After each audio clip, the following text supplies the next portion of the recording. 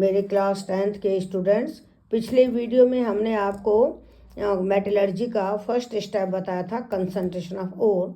आज हम next step बता रहे हैं कि कंसंट्रेटेड ओर को 3 मेथड्स हैं।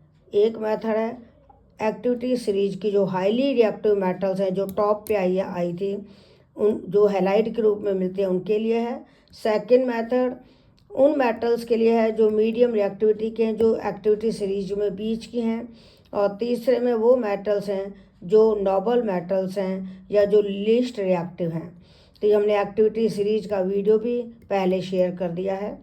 अब हैलाइड का इलेक्ट्रोलिसिस, मोल्टन स्टेट में हैलाइड का इलेक्ट्रोलिसिस करेंगे, मेटल आयन कैथोड पर जाकर डिपॉजिट हो जाएंगे तो प्योर मेटल मिलेगी। लो रिएक्टिविटी, मीडियम रिएक्टिविटी वाले मेटल्स जो हैं वो ऑक्साइड, हाइड्रोक्साइड, कार्बोनेट के रूप में मिलते हैं। तो जो ऑक्साइड, हाइड्रोक्साइड, कार्बोनेट है उनके लिए तो हम कैल्सिनेशन मेथड लेते हैं, और सल्फाइड ओर्स के लिए रोस्टिंग मेथड लेते हैं। दोनों ही मेथड ब्लास्ट फर्नेस में, रिवर्बरेटरी फर्नेस में की जाती हैं।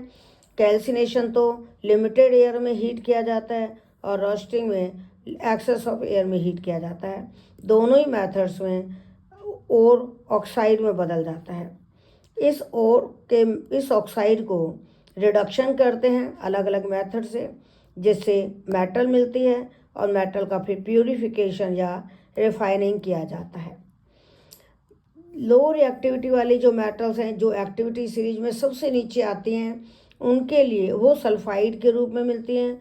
उनका जब हम गर्म करके रोस्टिंग करते हैं, रिवर्बरेटरी फर्नेस में रोस्टिंग करते हैं, तो सल्फाइड पहले ऑक्साइड में बदलता है, फिर ऑक्साइड मेटल में बदल जाता है, तो सीधे ही मेटल मिलता है। ध्यान देना, लो रिएक्टिविटी वाले मेटल्स में रोस्टिंग में सीधे मेटल मिलती है, और मीडियम रिएक्टिविटी वाले मेटल्स के केस में रोस्टिंग और कैल्सिनेशन से पहले ऑक्साइड मिलता है।